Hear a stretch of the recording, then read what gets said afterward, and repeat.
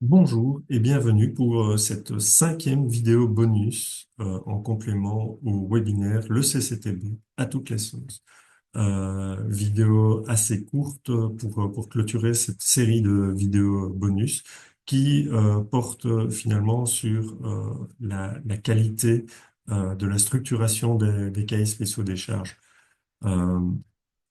voilà, on retrouve des cahiers spéciaux des charges publiés voilà, au niveau du bulletin des adjudications, avec des, une structuration avec une table des matières qui utilise finalement une classification qui est propre au marché, au projet spécifique, et qui donc ne s'appuie pas directement sur la classification du CSTB. Et ensuite, l'auteur de projet référence dans le descriptif de l'article l'article du CCTB ou la généralité du CCTB sur laquelle il s'appuie. Donc là, à ce niveau-là, on est dans une pratique qui n'est pas recommandée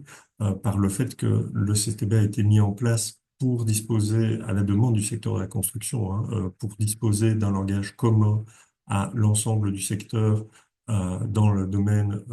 des constructions de bâtiments et rénovation de bâtiments. Et donc, le principe de disposer de ce dictionnaire, c'est de pouvoir utiliser les mots du dictionnaire pour, pour prescrire les travaux. Donc, il est recommandé dès le départ de s'appuyer sur les index et les titres du CCTB pour structurer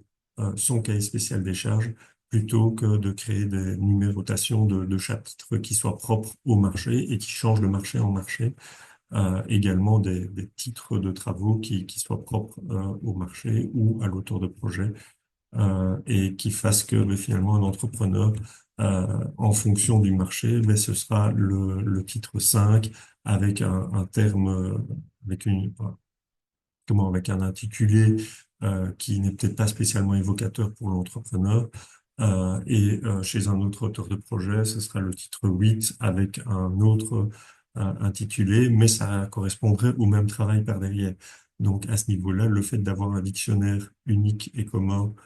qui est le CCTB est mis en place justement pour permettre que l'entrepreneur, qu'il aille sur un projet ou sur un autre, s'il retrouve